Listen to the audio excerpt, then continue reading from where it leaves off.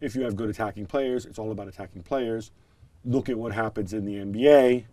Late in the game, you give the ball to the best players. You give the ball to LeBron James, and he wins the game for you. And that's what we're missing at Juve. Remember, of course, this was pre-Cristiano Ronaldo. So Adani kind of wound him up. In fact, at the end, he actually references that. Oh, look, LeBron James went to the Lakers and didn't go to the playoffs. And now you have the LeBron James of Serie A in Cristiano. But he got nasty. And basically, Allegri said, all this talk about beautiful attacking football is it's all about theory. It's not about practice. You guys don't know about practice. And then it got a little bit nasty between the two. And Allegri was really out of sorts. In fact, Luciano Spalletti was doing his two-way for a different broadcast at the same time. While Spalletti's talking, you can hear Allegri shouting at the top of his lungs behind him. And Spalletti making a little joke. He says, ooh, if you manage to get Max Allegri angry, like, as Paolo says, I'm not going to be destroyed this week. Just what is it that he ends up with saying? What? Allegri. Well, he says many things. What do you? Shut up there. Oh yeah. He says he tells Danny, you just shut up and listen. Yeah. Danny says, go tell that to your brother. It's very un-Allegri like. Yeah. And Allegri went on TV the next day on a different show to explain it, and he said, sometimes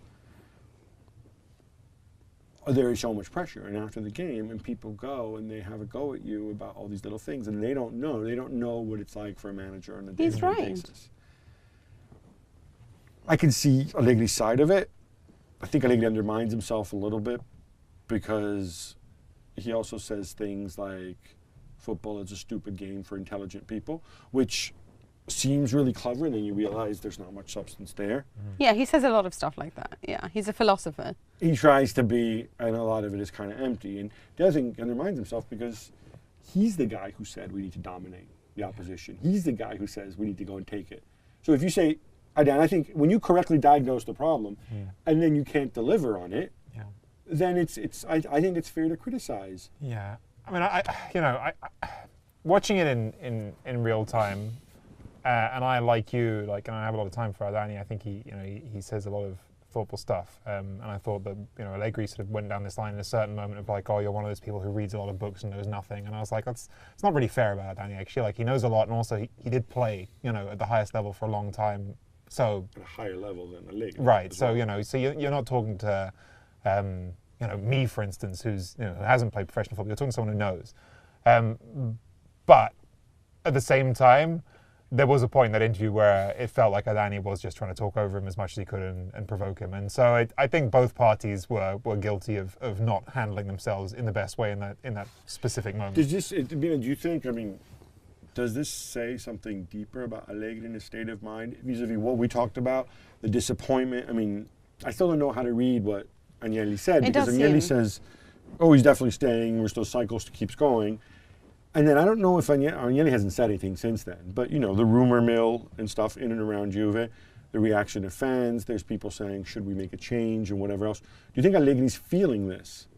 He's definitely feeling the pressure, because in the 5 seasons that we've seen him there, we've never seen him sort of get this angry before and just, scream. But to be very fair to him, and let's talk about this for example in England. There's been many circumstances in which certain teams have really embarrassed themselves or fallen over, and you don't feel that the managers get as much hassle as they get in Italy. And this is even if they're winning in Italy.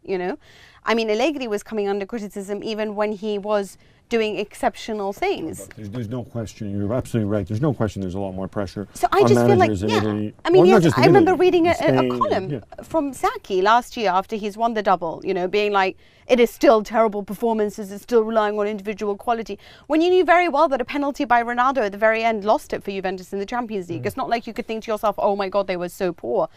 But they did lose 3-0 at home. They did, and you're right about that, absolutely. But Madrid weren't exactly fascinating, and they lifted the trophy. The point is that I think what Allegri is trying to say in all of this is that I'm not against schemes, and I'm not against the way that you play beautiful football. And yes, I haven't done the greatest thing, but I'm allowed at this stage to make mistakes. I'm allowed to, for once, be given an applause, for once to be considered having done something special. But I would argue, though, he's had a lot of applause and a lot of credit for a long time. I think it's also maybe. I don't think he's ever had it, if I'm honest. I remember from day one they wanted him out. I've never seen. Because from day one they were saying, "Oh, this is just Conte's team anyway." And Precisely.